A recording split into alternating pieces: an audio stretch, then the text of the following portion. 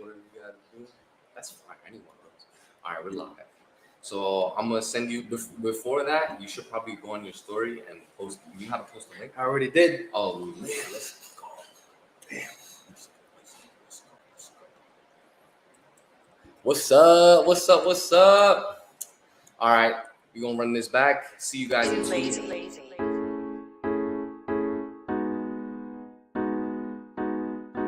In the cut.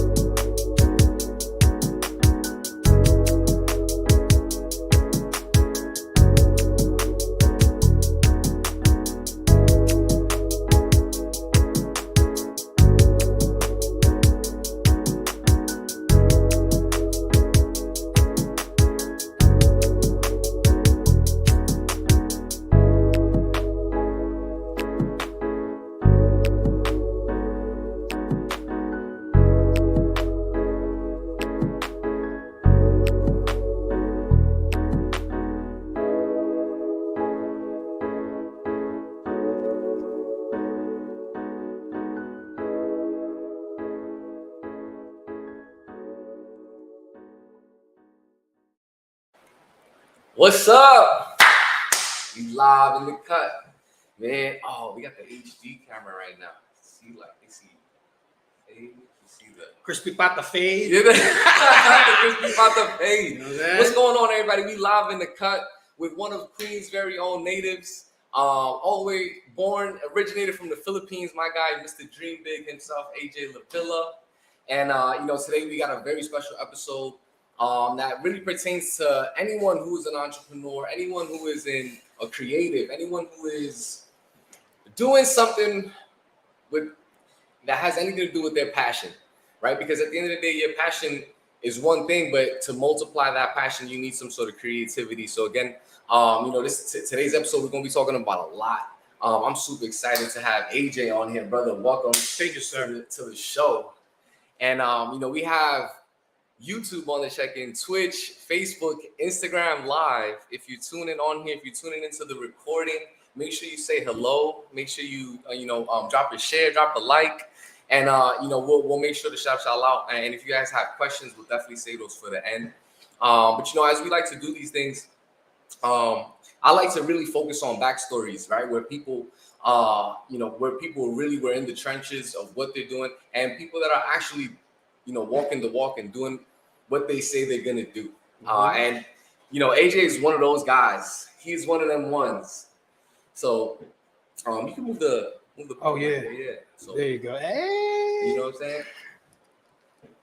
And AJ is one of those guys, and he's not only is an amazing artist, he's a visual artist, like I said, from Queens. He's had murals all over New York City that have reached all the way to the Philippines. And honestly, he's giving me so many ideas, creative eyes on just regular things of designing, even interior decorating, which is pretty crazy. So this guy is all over the art world. We're gonna talk about art today. So let me just say what's going on. Hey, we got Poon in the building. What's up, Poon? What up, Poon? You love Poon? Me and Poon go way back, man. When I was doing Problem Child. That's the guy right there, DJ Poon in the building. Dope guy, man. So shout out to Poon. Shout out to Poon, man. Let's just dive into it. Okay. Let me know if you're good. I'm actually gonna just because this is super HD at the moment. Okay. But one thing that I just want to jump into is really just like this, as an artist, right? How long have you been doing art? You would say, or as a creative? Art was in the start of it. I was doing my first love, bro, is music. Ooh, we're gonna go back to all of that. Yeah, but like painting, I started taking it seriously 2018. Wow, 2018. That's super dope, man. So you've done a lot in a short amount of time.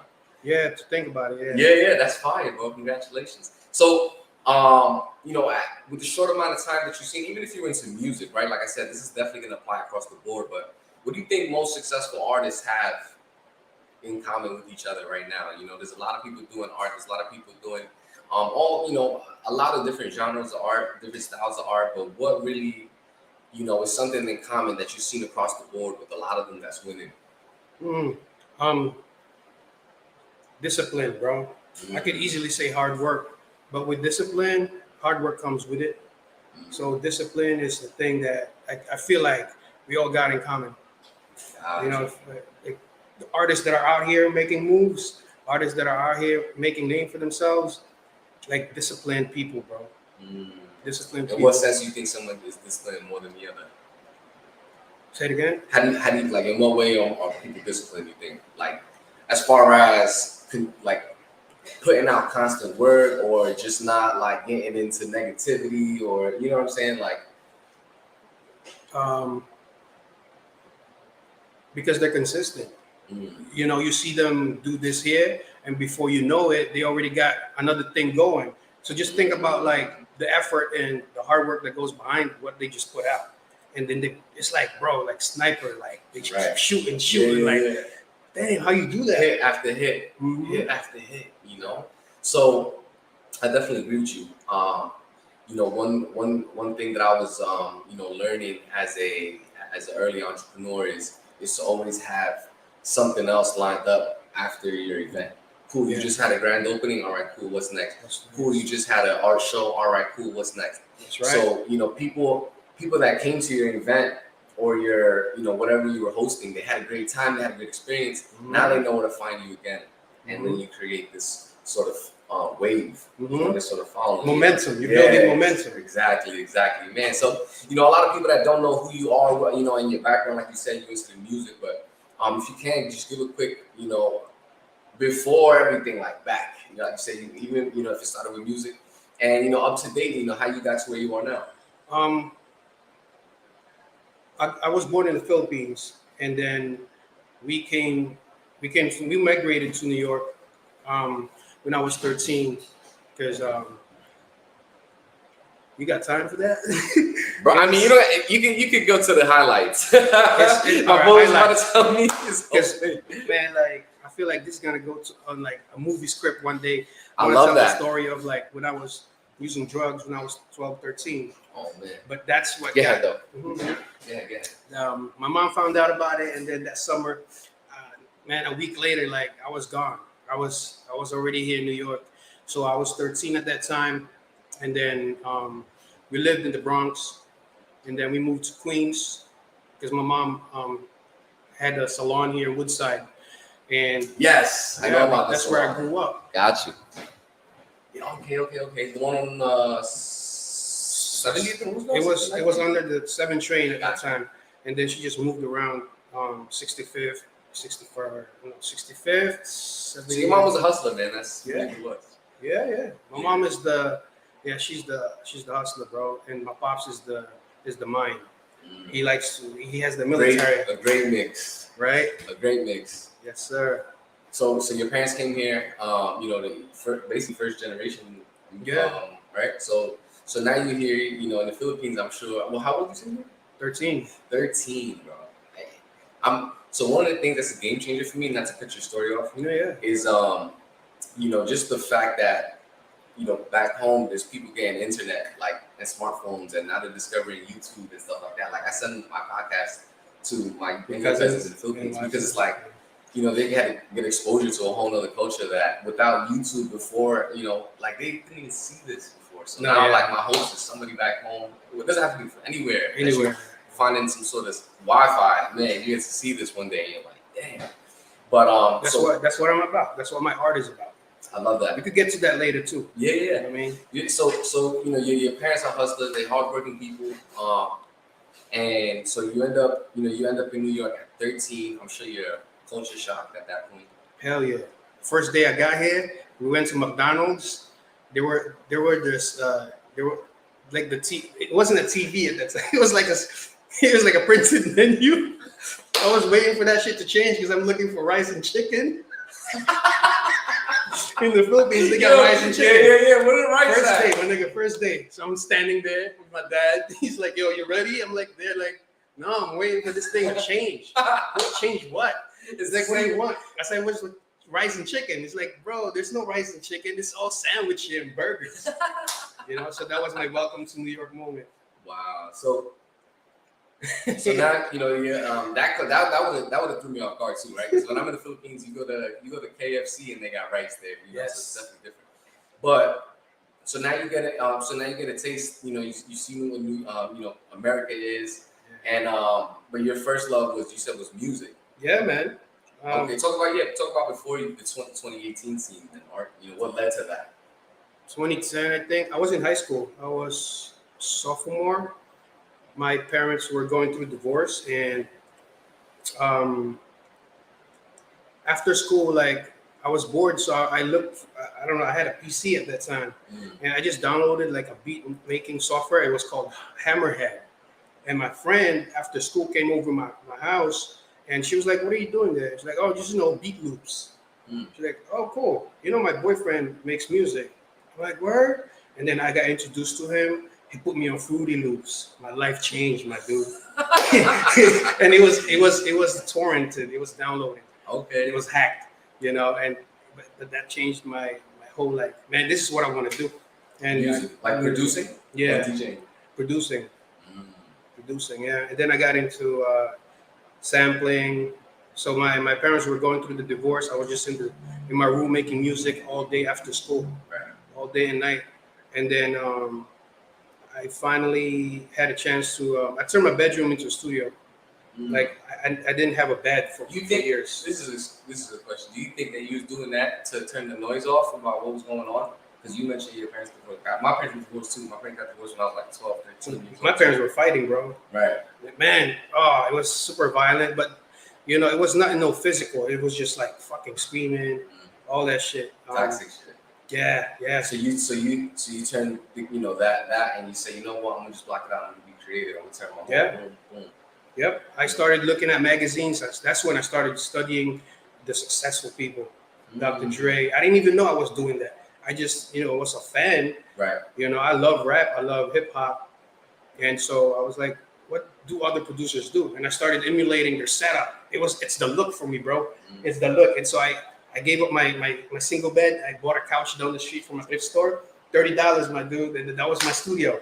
Put the lights up with the tracking, the whole setup. And then it started from there. And then later on, my mom had a salon. She had like a spot in the basement. Then I turned it into a legit studio after that. So you was like on your way. Yeah, I would say like. Well, you weren't playing, like you were taking it more than a hobby. Exactly. Yeah, because I heard like they were gonna pay for beats, and then I heard like leasing, exclusive rights. What is all these things? You know, I'm like, word, they rent the leasing. Then I'm gonna rent my beats too. Then. Yeah. Bro, then SoundClick. I remember SoundClick. Yeah, and then I would just hit up New York rappers, Kaz.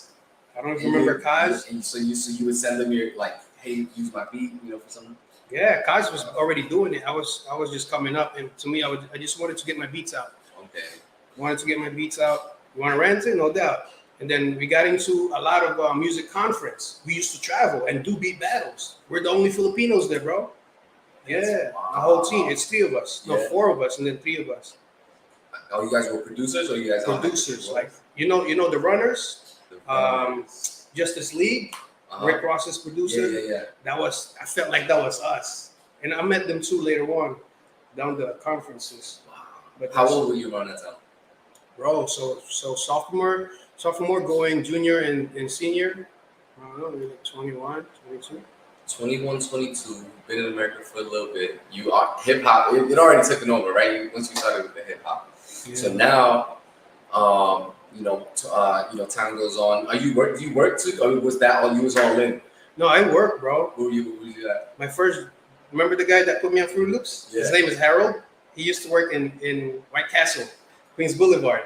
Okay. I used to work before White Castle. I worked as a Shout out to the White Castle, bro, the OG White Castle, bro, Queens Bully. I used to work down there. Before that, I was doing waiter serving in Staten Island. This is all while you was producing. Yeah, I was under. What do you call those? Like child labor. I was doing that, bro. Wow. Okay. 16, 17, and then White Castle, and I got my first check from there, and I bought a MIDI keyboard, and man, I felt like fucking Scott Storch and Dr. Dre in that fucking piano. Yeah. I don't know how to play piano, but I got the ear. Right. I know what I want to hear. Same thing with art, bro. Right. That's why I'm a self-taught. I feel that. I feel like there's a bunch of us that are on you learn on YouTube and you become a musician. You become an artist. So where was that transition then? Because so you had other jobs in between, and then you had a transition. You said, 2018, I'm gonna do art.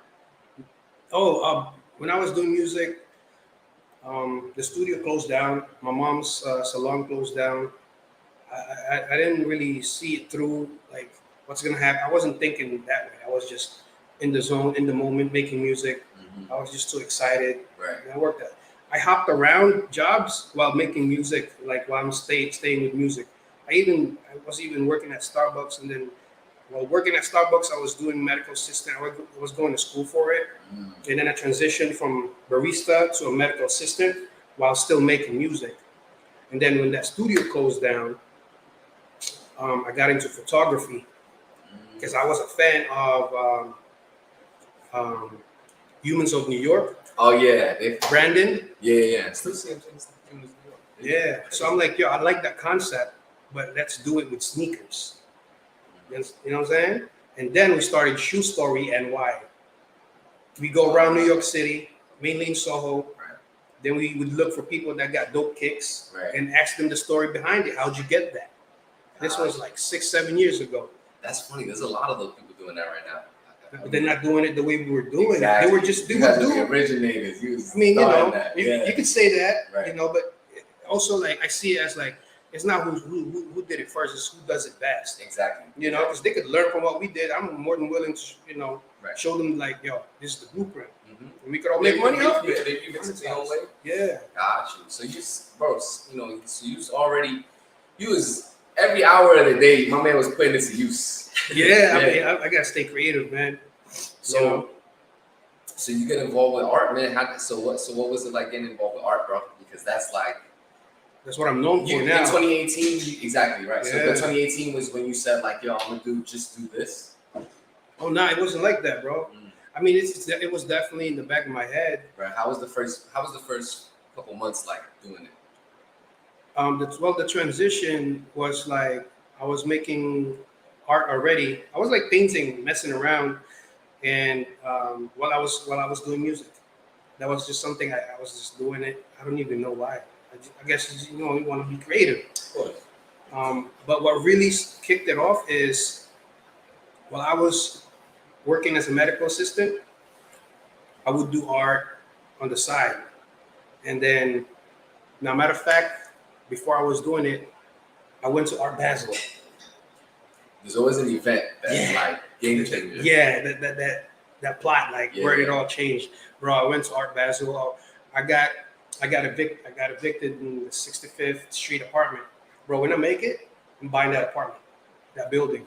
Just to show. Like I said this to Joey like years ago. Yeah, he was laughing. My ex was laughing, but in my head, I'm like, this is to show the kids that will see this, that even if they kick you out of the place you lived at, you can still fucking buy it. That for me, that would make it like, yes, I did it. But I was working as a medical assistant, and I got evicted. Then I went to Miami for the Art Basel. Bro, that was it. I saw paintings there because colors to me it gets me excited. You know, like it stimulates my brain. And it's like, damn, you know, it's like I feel like a kid.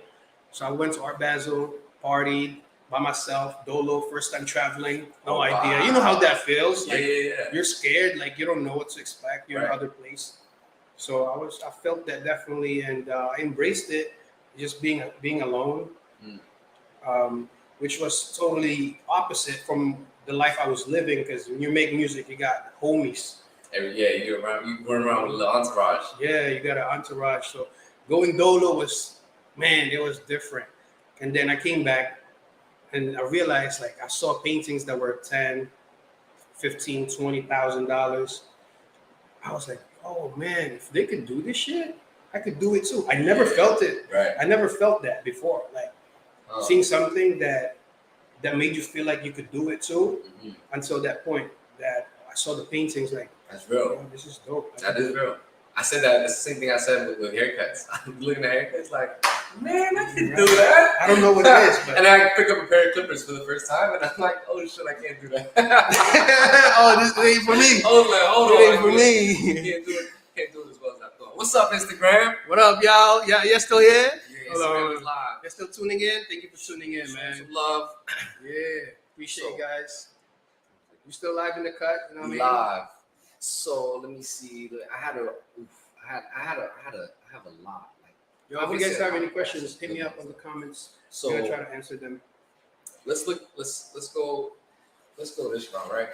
So you know you got inspired, you know, to be an artist in you know, you went to your first event in Art Basel, right? And you know, a lot of people when they get inspired, it only lasts for so long. It's like a shower, right? Yeah. You know, showers is only good for that day, but you still gotta shower again. That's funny. So you can be inspired that one day, but you still gotta stay inspired, right? You gotta continue to do it, right? Even, you know, no matter how hyped you were at that moment. So, you know, the reason why I want to talk about the business end of it really is because, you know, at the end of the day, yes, you might have a passion for something, but you still need to fund your life. You gotta pay rent, right? You talking about getting evicted, you know, so how was it when you said, all right, cool, yes, this is a passion, but you're also transitioning to like, hey, I need to make some money, like, if I'm gonna do this, because I love working with kids, but like, you know, there's multiple routes you could have taken, you know.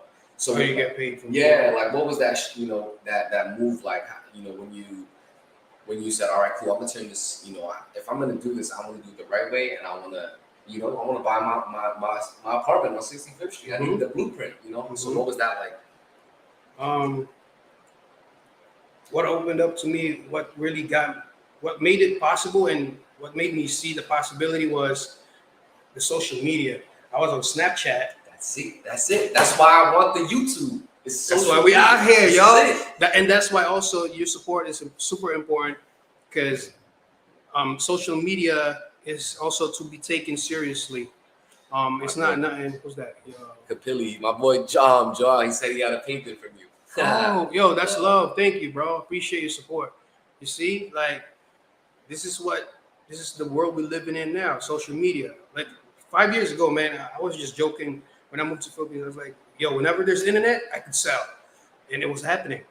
Yo, people, I swear to God, I thought I was kidding myself. But really, subconsciously, I was already calculating the moves. Like, boom, if they see my work online, then there's a possibility that they could buy it. Right. Especially, that's why I'm doing the behind the stories, behind the canvas series. Because making art, putting it out is one thing. But when you involve the people and telling your story about it, bro, people buy because they're emotionally attached to it. You know what I'm saying? Exactly. No, I feel that 100%. I was at especially if you're doing art. It's not something like, it's not no candy. Right.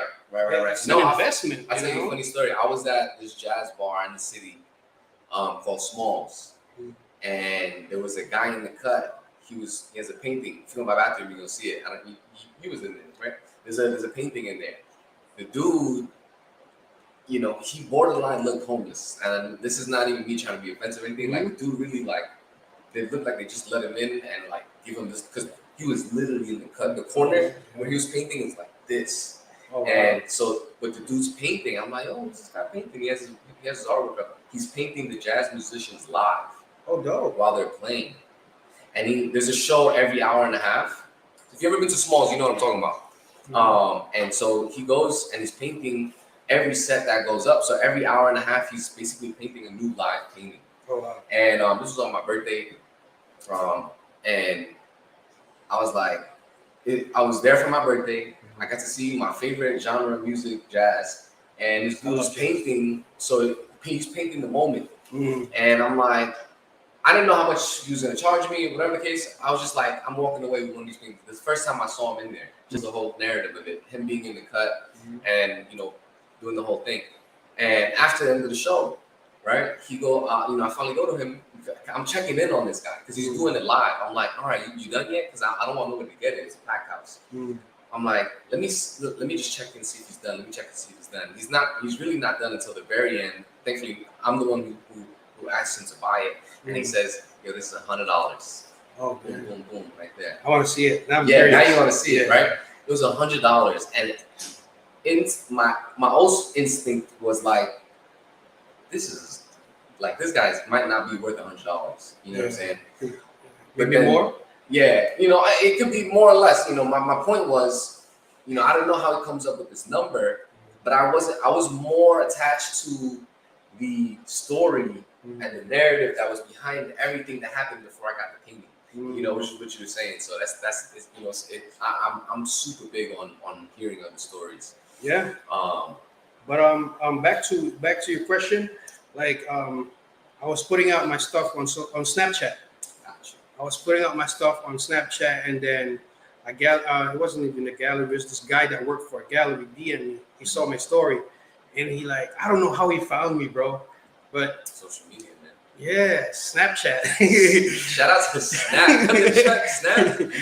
Yo, he's like, hey mate, we're interested in showcasing your art in our gallery. Would you be able to send us that painting?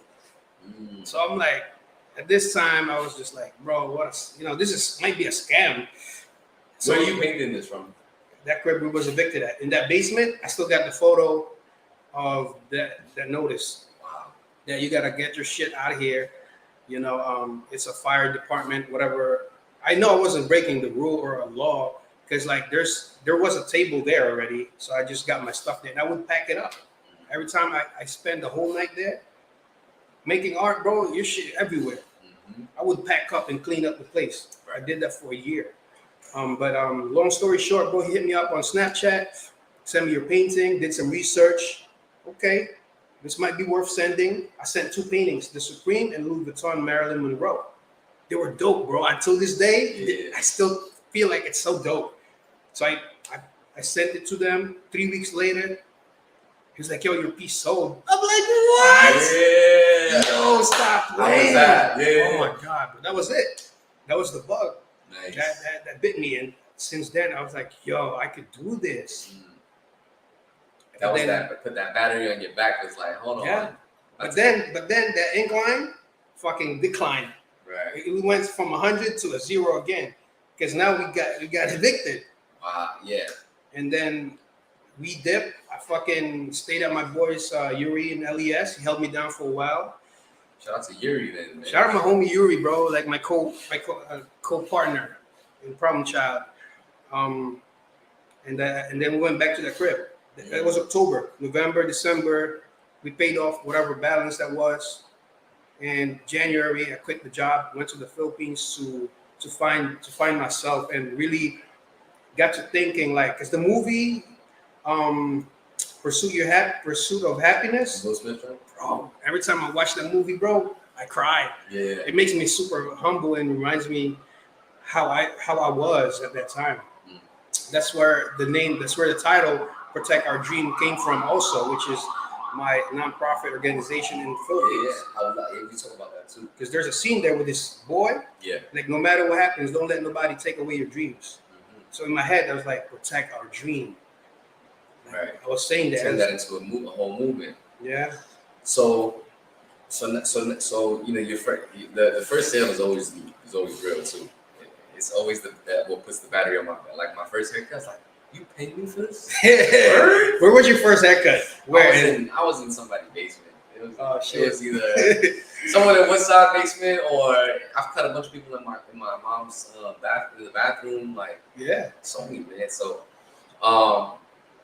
So you know, like you mentioned, right? There's an up. You had a down, right? I mean, I'm sorry. You came up right with your first sale, right? But then this life happens, right? You get evicted. You know, there's up and downs. What's something that you do? What's something that you do to keep that battery on during dark times, right? Like, I remember my first month here. I'm opened up. I get the keys. I'm excited, like ecstatic. I was here on January 1st. It was cold as heck, like, and I'm here moving my chair in. So, you know, but as excited as I am, a week later, my electricity shuts off.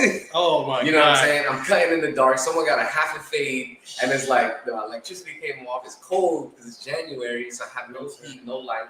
Yeah. And so, you know, at that point, the excitement is not there no more. It's more like, yo, what did I get myself into? So, you know, I'm sure you got times like that as well. But like, you know, to consistently come out with work, bro. What is that like? What keeps your faith up? What keeps your, you know, during those times of like, man, I don't even know if I should be doing this anymore.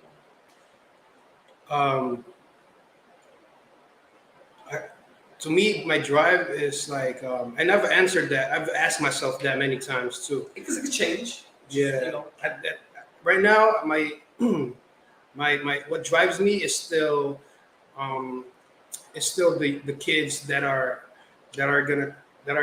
that's like the younger generation. You know, it's like I'm writing my own book, and how to keep this going is the challenge, but also like that's why you gotta constantly make something happen for you. But to answer I could go like farther details about that. But to answer your question, it's like I have a purpose, and my purpose is the art. It's the art that I make that I not only inspire me, but also the people that will see it. Simple and plain, bro. Because that's what got me into. That's what got me here, and I'm sticking with that. I've tried many things: the music, the clothing, you know. And this is art is something that worked, and I clearly saw how it worked. Yeah. Because I've done fuck around with other things. Right. So you learn from the mistakes, and whoa, why is this working? Right. I get it now because people could relate to it. You know? Yeah, I agree with you 100%. You know, and especially when you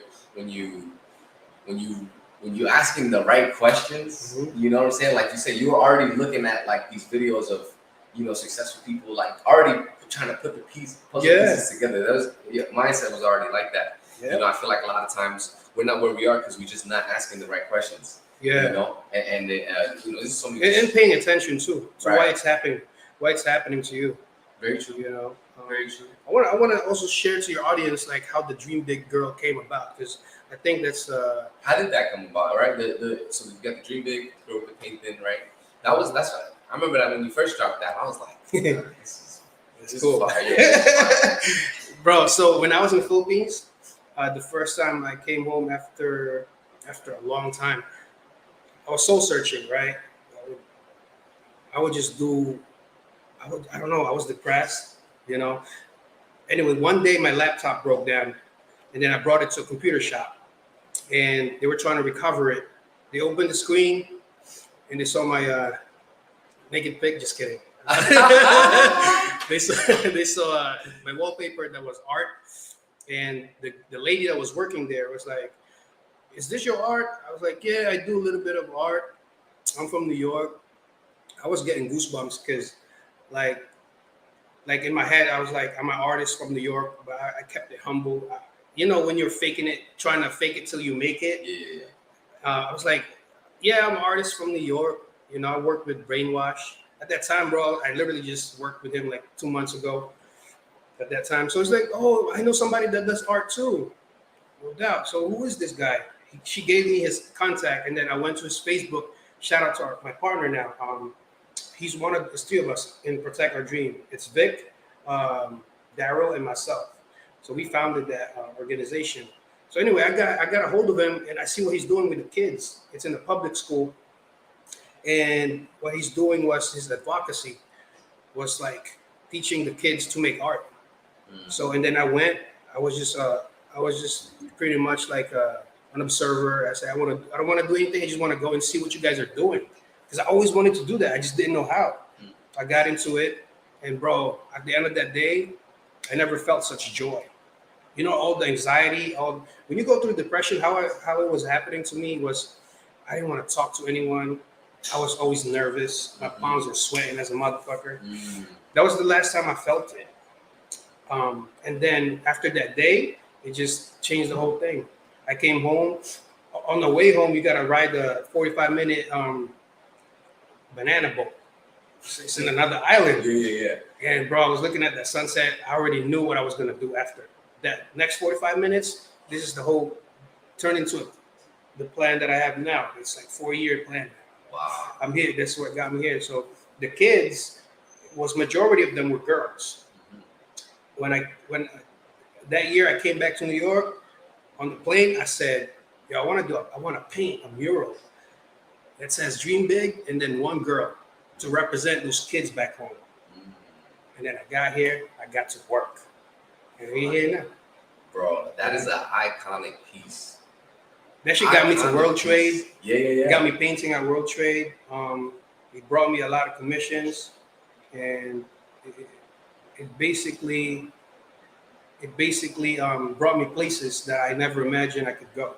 That was the piece right there. Man. Yeah. That's my guy Juan. Oh, that's Paulo. My boy What's up, says, y'all? You wouldn't be where I wouldn't be where I am right now if with the art if it wasn't for AJ pushing me. Shout out to AJ, man. You know. That's love. That's my boy Paulo, man. He one of the Forbes artists. So, what do you? So I like actually. This is actually pretty good, right? I know a lot of people get something from this, especially like early entrepreneurs, anyone who's early in their journey starting off.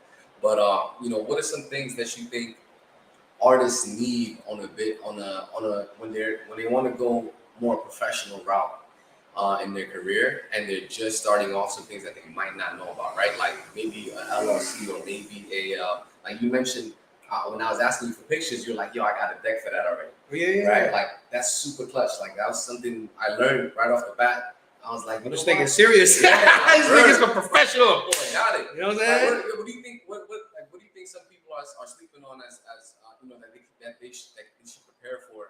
To really be on that professional level. Because I was like, yo, I need that too. Shit, like, I changed my whole bio after that. Really? Did you? Yeah, bro. You put me on. Yeah. Hey, man, that's dope. Yeah, I was like, hold on now. There's no way like that. I calling myself an entrepreneur for this long and I don't have that. You know what I'm saying? But I feel like to you, it was like, bro, I'm prepared. I have that. Yeah. So what are some early entrepreneurs? What are they missing out on that you think that they should have? Some core things that they should have. Oh man. Before the legal stuff though, I would say, because I have an agency, a marketing agency, social media. It's called Little Daydream. Okay. I partner with my friend Ryvy, who also has. Shout out to Ryvy. You know Ryvy? Yeah. The boys, yeah. So I learned that through art. The boys, we need y'all on here. Yeah, bro, they gotta be out. I got something cooking. I already know. But so you connected with her. She's a beast in social media. I see now you know why we're working effortless and flawlessly because she knows what she's doing. I know what I'm doing, and we just combine our efforts and I love that. Easier. Before that, it was all you though. Yeah, it's like her doing her own thing. I'm doing my own thing, and that's what prepares you to. What Oprah said, yo. Success is like what luck and preparation coming together. Yeah. Social media. Okay. Get your social media game up. This is super basic, but I feel like a lot of artists still don't know. I'm just saying it again to remind that separate your personal from your business Instagram. Because when you start networking, you're gonna be like, oh, where can I see your work? Obviously Instagram, because it's visual. We're painters. And if you show them an Instagram with you, you know what I mean, like it feels like personal, then they're not gonna take you serious. Mm. You know, meaning personal, like you over there with mad selfies and shit, no work. Right.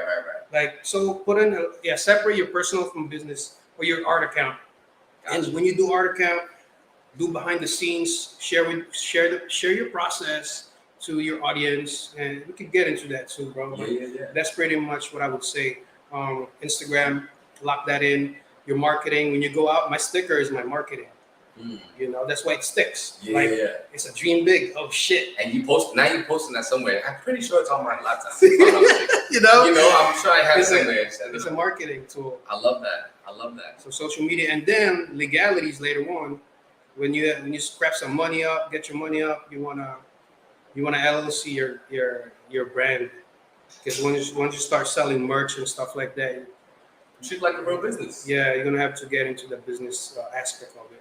If you don't know that, if you don't know how the business of it works, like detailed, like the LLC and stuff like that, get help. You know, get an accountant, get a good accountant. You need one on your team. Yeah, or let me know. I know people. Yeah, AJ know people. We're gonna plug you in. So what's up, Instagram? I see you. That's my brother Savior. He's still tuning in, bro. That's love. Thank you, Savior. Love, that's Mr. Make Art. Me and him, we do dream big and make art together. Okay. Yeah, that's my brother. He's the one. Your shout out to Savior, because he's the one who got me in world trade, bro. I'm always gonna give him credit for that, bro. Like people that help me on. Let's talk about. So shout out to him, because again, I'm big on collabs or just relationships. But we talk about this. What do you think about collabs, right? Because in the artist world right now, there's a lot of social media plays a big role. There's and for me too, I have some of the best relationships I've had were from somebody else, another barber saying, hey, look, I have some friends going to New York, can you take care of them? Yeah. Or, you're in the Philippines, cool, who do I know? People there. Yeah. So, and I'm sure it's the same exact way. Take care of you wherever you go. So how do you feel about collabs, especially being an artist, right? Like, I think about guys like, maybe someone like as big, let's just say, I don't know, right now, let's say Drake. Do you think he's like, how do you feel about him taking on a feature with someone who has less of a following, or his view on, he's looking to take, collabs with people with bigger followings? Like, does that even matter to you, in your world? It depends. The way I approach it is two things. Is this going to be good for marketing? Mm-hmm. Is the art good enough that I should put myself with it? Right. That's one thing. Another thing is organically. Mm-hmm. If me and you build, I don't care about what your art, bro. You paint though, let's go. Let's make something.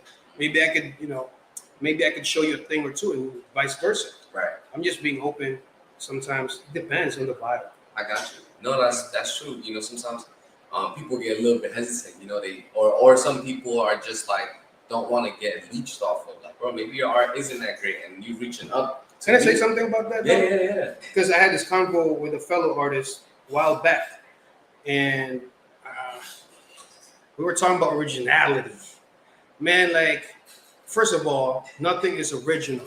I learned this shit from the book. It's called Steal Like an Artist. Steal Like an Artist? If you haven't got to it, Jive, bro, I highly suggest you guys study that book, because what it'll teach you is not only the creativity, but how do you become creative while being creative, if that makes sense. He talks about creativity. That's just one thing. Originality. Like, if you copy from one artist, it's called plagiarism. Right. If you copy from 10, that's original. That was one of the quotes in the book, because now you're inspired by 10 things and you combine it, you put your own voice to it. Even Yayoi Kusama, Y3 designer. Yeah. What's his name? I don't know his name, but I know the Y3 designer. Shit. But he said, copy until you find your voice. Even he said that. Damn. That's Yoji Yamamoto, Y3. That's actually a really good perspective. A lot of people won't even try. I don't want to copy this guy. It's all good, yo. It's all good. You still finding your lane is basically what's happening there. Yes, yeah, in the Right. early stage. Yeah. And even like later on, there's nothing wrong with being inspired. What do you think 40 ounce Italo was inspired by Balenciaga? He didn't really plagiarize it because he put branding to it. Remember the 5 stars hat? Mm-hmm. Inspired by?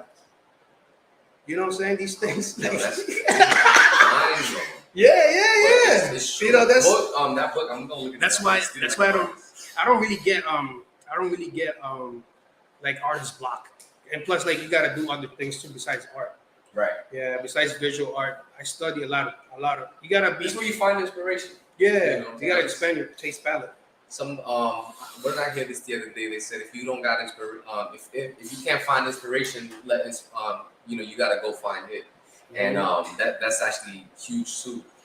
As far as you're doing art, right? You're being creative. I'm doing haircuts. Again, it's creative in its own way. But to the longevity of what your career is, you gotta have some sort of inspiration coming from, left and right. But Hell yeah. And when I'm not painting, like when I see visual stuff, I take photos of it. I have a separate account nice for my visual That's funny how you do references. that. Yeah. Bro, if I show you, you're gonna be like, what the? You can't even tell because I already put my voice to it. But if I break it down to you, you'll understand them. And then also another thing I want to share is don't study the work, study the master. Because if you study the creator, is where you really find the gems. Right. What we put out is just what we see, what we know. But if you really study the artist, the creator, you'll see a lot of things. You'll find a lot of gems. Very true. Very true. This who's some people you study? Oh man, art or music or fashion? I mean, you can name me one from everywhere. You know what I'm saying? Okay, 50 Cent, bro. 50? Oh, bro, I love all his books. Yeah. 50 has some dope. Hustle Harder, Smarter. Yeah. 50 Laws of Power. I like Robert Greene. Robert Greene. He's the author. He's yeah. okay. 48 Laws of Power. Obviously, man, Steve Jobs, bro. Like, shit, that guy's savage. Steve Jobs, bro. He Everybody. got shit done. The empire that he built, but everybody is like, man, this guy's an asshole to work with. Like, there's something wrong, and they didn't really understand though. Like, if you study this guy, you'll see where he comes from and why. You see where apple is apple today. I like that. I like Steve Jobs as well. 50 for sure. Musicians, actors. Musicians, actors, designers. Inspiration is everywhere, really. Yeah. But that's cool. I'm definitely gonna tap into those books, but the 50 for sure. Rick Ross got a good one too. Rick Ross. Yeah. Oh, I love Rick Ross, man. So, we've been on here for mad businesses. So, segueing to my next, my next questions. But let me just say hello. We got some people on here too. Let's see what people on here. Shout out to YouTube. I see y'all. Some water. You good? Yeah, grab some water. Ain't good right there. Shout out to everybody tapping in live on the YouTube check-in, the Twitch, the Facebook, IG is still rocking. What's going on? We've been on here for a little under an hour. If you guys got any questions, feel free to type them in the chat. We're gonna get right to them. And what I would like to do is, ask about a few things on your journey too, man, because I know we got some good friends at Corona Barbershop. Oh, shout out to Corona Barbershop. Those are my peoples, bro. Yeah, I met them through the barber community. They've been very, very good. Good friends, Lucho, Dio. Yeah. I love everything they have going on, man. Real hustlers. And been serving the barber community for a long time. So, talk about your journey in art with them. How did they come into the picture? Shit. So I came back from Philippines that trip. And then I was applying for jobs that I didn't want to do. But when you apply, you just do it just to do it. So that whole time I was applying, in the back of my head, I didn't really want to do it. But I was doing it because I had to do it. It's like I felt forced. I didn't really tap into the power of asking until that point that someone called. I was at Michael's. Someone called, and then they're like, hey, would you like to come in for an interview? And in my head, everything fast forward.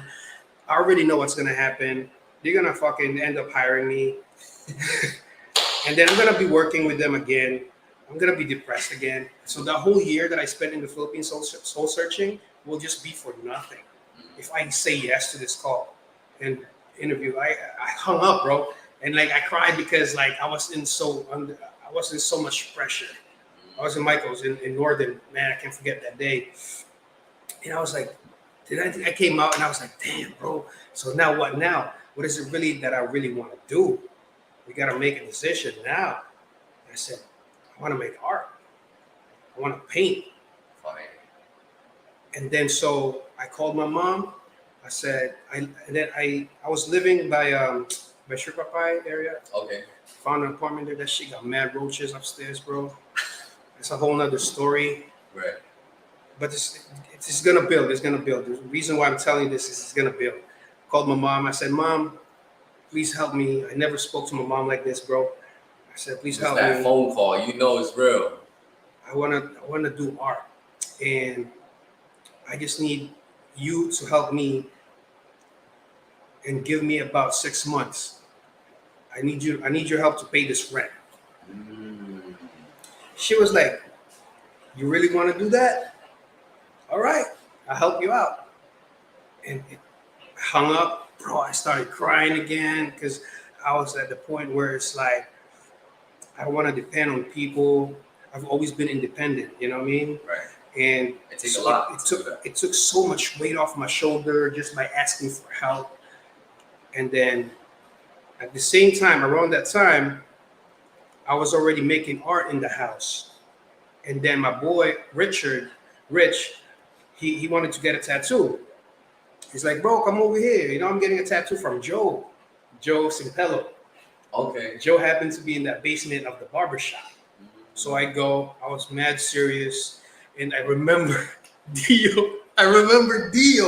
You know, him being like, he's a happy guy, positive dude. He's there in the back. I come in and it was like 9 p.m. I was like, I come in and it's like, hey, is Joe here? And he jokingly was like, you seen Joe? You know Joe? Who's Joe? And I give him a straight face, like, is he here or not? I'm sorry. Is he here or not? Like, oh, Joe. And then they just like started laughing. He's downstairs. I just went in, right? I just went to the basement, not knowing he's the owner. You got to walk through the barbershop. Yep, you got to walk through them in their aisle. I give a fuck. I'm looking for Joe, nigga. I'm trying to, what's up? Like, I come downstairs. I was hanging out. And then so my boy was getting tatted. I go to the back. There's a door there. I'm like, oh, this is sketchy, bro. I'm like, yo, Joe, what's here? They're like, oh, come, go in.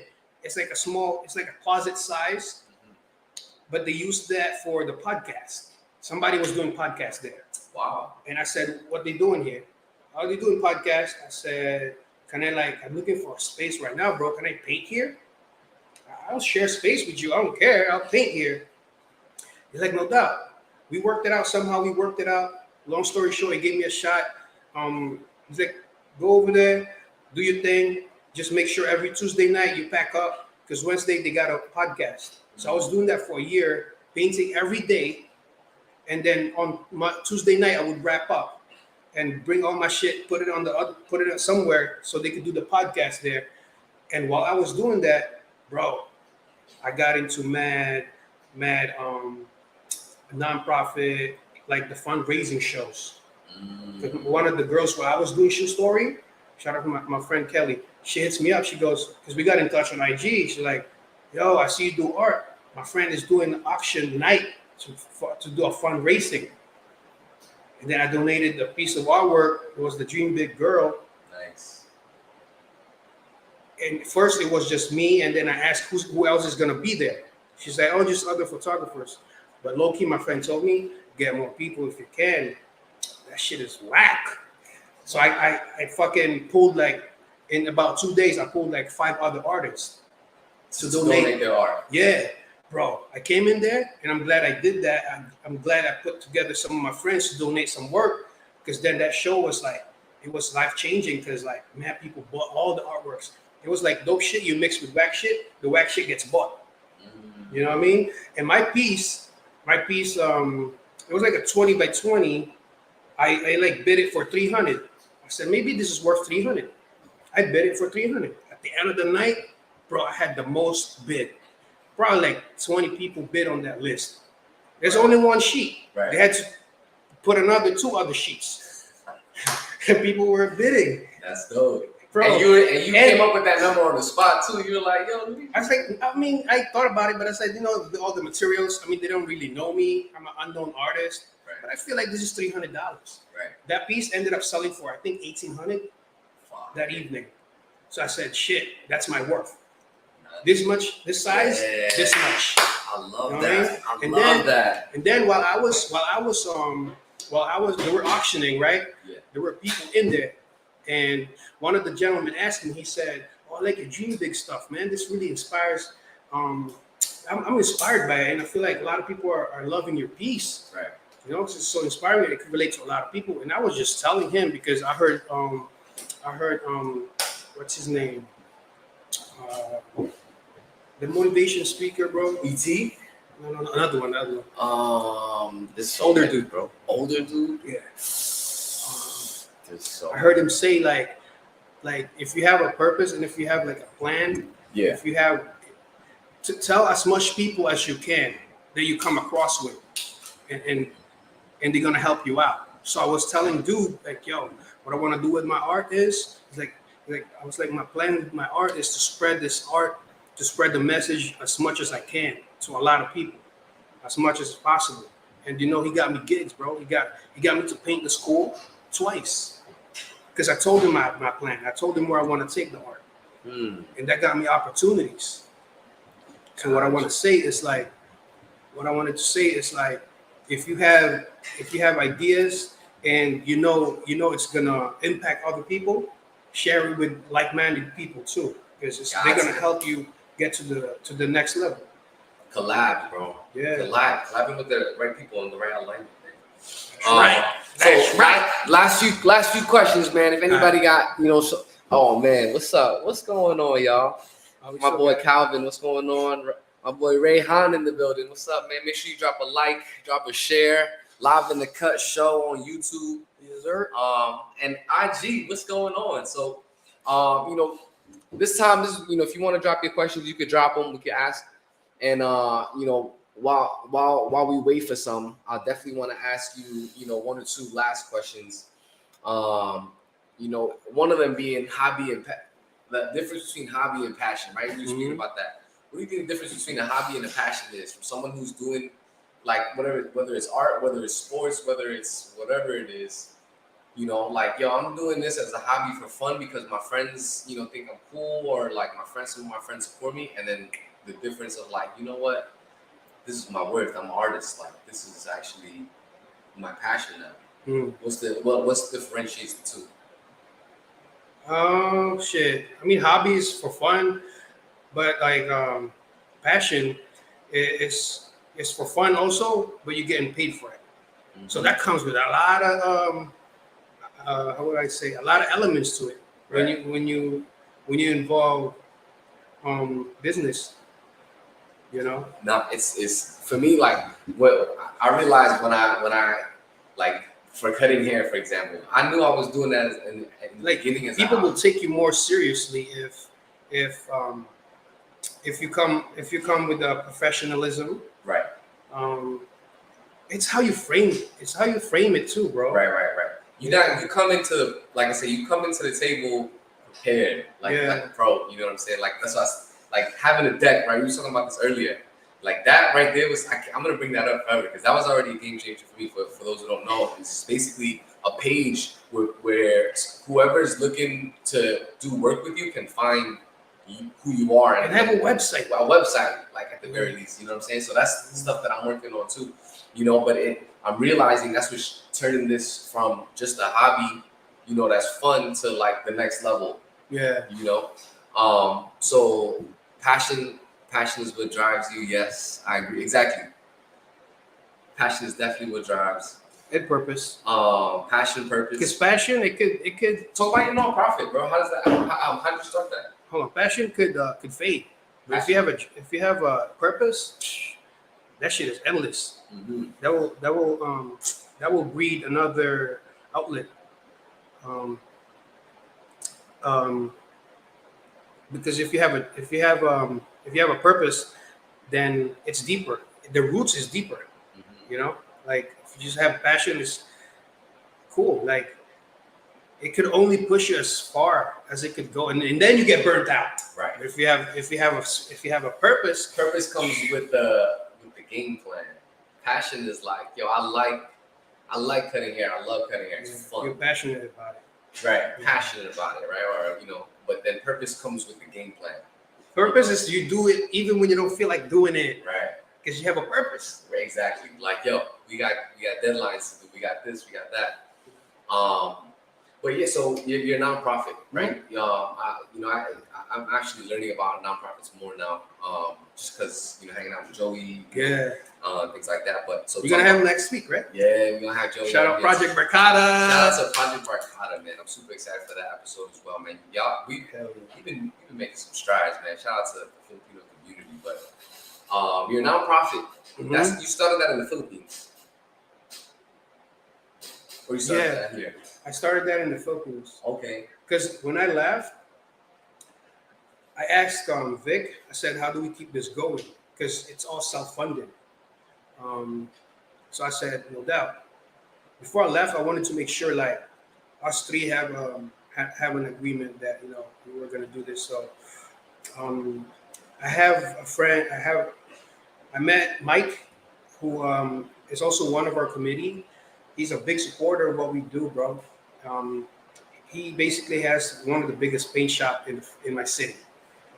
Yeah, talk about plugs, bro. That's all I need, paints.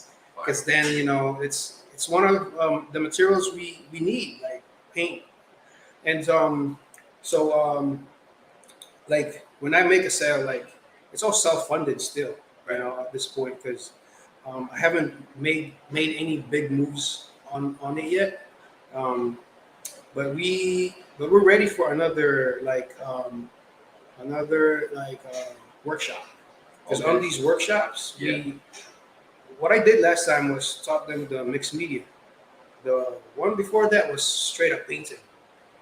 So yeah, So you hosting these? I hosted one, but when we host it, I'm just there.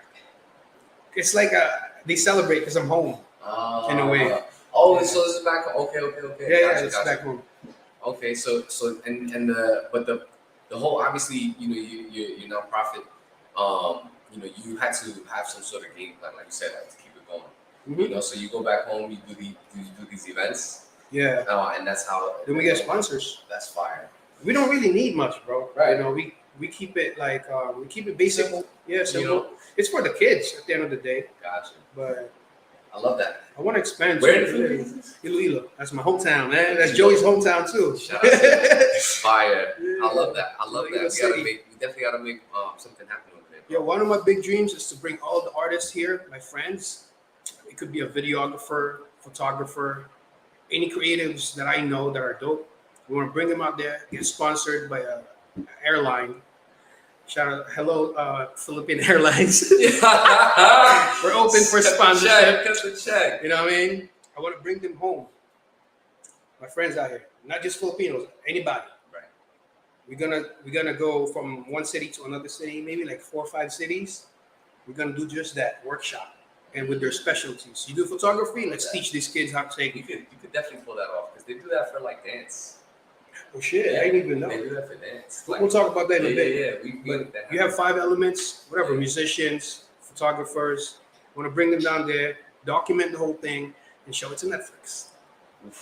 Because what they will get out of this, the viewer, what they will get out of it is another perspective of how us artists affect our community through our work. We don't just paint to paint.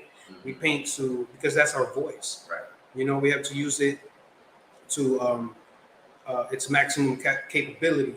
So when you put something visual like art that inspire people, keep doing that. It's like that's the ultimate, like the pinnacle of being an artist. Right.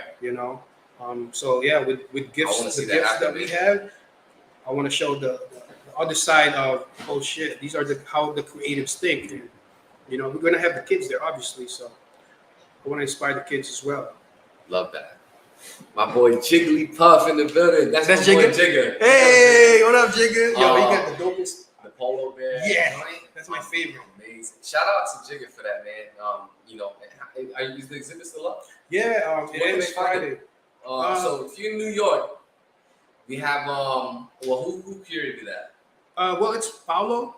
Okay. Paulo Tolentino was the one that put it together. Me and Humble assisted him on the process, but he curated that thing. You can see the whole exhibit. It's called Home Sweet Home. It's in the Philippine Embassy, and these are all like Filipino American creatives in New York City. We have painters, we have photographers, we have a clothing designer. That iron box that you have is super fun. Thank you, man. Super fire. Thank you. So I love Jigga shit too. Yeah, that was amazing. I honestly got to shout out Jigga's pops because he made the frame. Yeah. I was honestly blown away by just the frame. That shit is a work of art itself. So, well, listen. Joel says, "Bring me a jive." Facts.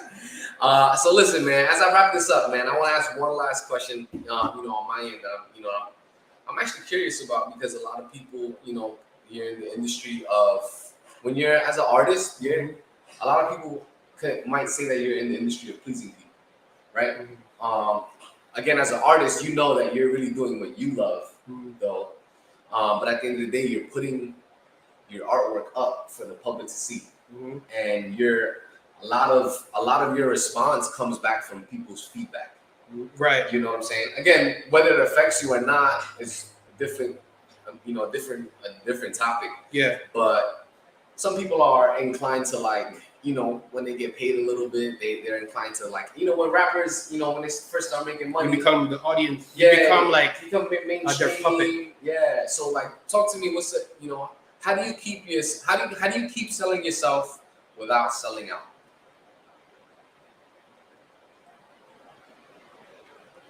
Just be, man, it's so cliche. Because selling out, I was thinking about this the other day.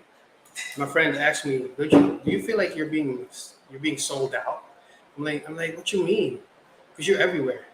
I said, bitch, where were you when I wasn't everywhere? Right. Where was you when I was fucking starving?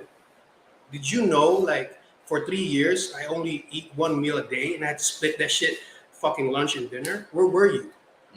What's selling out? Right. What is this? This is what we was working for, right? And that's one aspect of it. Another thing is when you sell your stuff, always be authentic, bro. That's why I did a lot of stuff creatively because I was finding myself, and art was the one that really got me recognized and got me living my dream because it was closed doors. It's just me. What do I fucking want? And just do it. Simple. That's my thing. That's what my art is about, and that's what I keep till this day. Because you can fuck around and be like, oh, that's trending. Let me try to do that, and then you switch on your people. The people that supported you from day one, They know. Audience, audiences are smart, bro.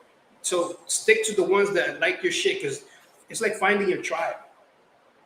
You gotta find your tribe. Once you find it, stick to it, man. Even though if it's just 10 or 20, that could multiply on its own later on.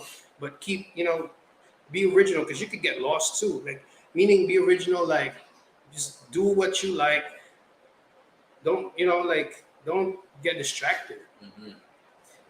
Stay true to yourself. There you go. Stay true. No, because the reason why I ask that too is because you see it in the music industry. You see a lot of rappers. You see a lot of whoever people that are just artists. They run into obviously you get talk about sponsorships. You talk about collabs, but now cool. This certain collab is giving me the bag. They're giving me the money to do this collab, but it has nothing to do with your purpose, with what you're in alignment with. It's man, you sold out, man. You sell, you're a sell out. Again, I'm not here to judge anybody because at the end of the day, that person has to pay their bills, and I'm not knocking them for what they did. You know what I'm saying? But again, as an artist, I think it's also like you said, you talking to your tribe. If you made it if you're at the point you're getting sponsorship, obviously you got a name. What did you do when you was starving? What did you do? You go back to that. I always go back to that, bro. To that place that is like, I ask myself, like, does this align with my purpose? Does this align with what my brand is about? What my art is about? If it doesn't align, then I don't get into it. Right. Yeah. Live in the cut. You heard it here first. Yes, sir. Love, brother. Yo, this is amazing. It's been a pleasure. Glad. Thank you for sharing your story, bro. There's so many gems. I really can't wait to like rewatch this because you know the time be flowing by so fast. I'm like, damn, I gotta look back at this and really chop this up, man. You got a lot of hopefully not a lot to edit. Nah, not at all, man. Really, I truly appreciate you having on here again. We have next week's episode with Project Barcada's very own Mr. Joey. Yes, sir. And you know, I'm super excited to have him on here. Are you having his partners here too? Deirdre and Hugo? I hope so. If they're free, you know, because they've done Deirdre, NYC Filipinos. Yeah. No, they're doing big things. She's doing a lot for the community, and I would love to have him on here. Yeah. You know, I just see Joey more. You know, I see him a lot more. But listen, if you're watching this, you know, again, you know, anyone's more than welcome to pop by. You know, that date. And, you know, we'll have the next episode next Wednesday at 9 p.m. And for everybody tuning in, if you're watching the recording, if you're watching it live. Bayani said, tell him he needs to interview Bayani. Bayani? Oh, Bayani, what's up, man? You definitely got to have Bayani on here, too. He's been killing it, man. Shout out to Bayani. Two of my favorite art pieces. The only, actually, I have 3 art pieces in the shop right now. One is Bayani's, and then one is yours. Where's Bayani's? Bayani's is on this side. Oh, that one right there. Yeah, and then yours will be here. And then the one behind us, my homegirl Jasmina and Rio Studios. Shout out to all, you know, all my creative artists, man. Where can they find you, bro? Where can they find? Well, for my audience. Oh, okay. Instagram. What's up, man? We live in the cut with Jive. You can find me on Instagram, JIVE and 3 underscores.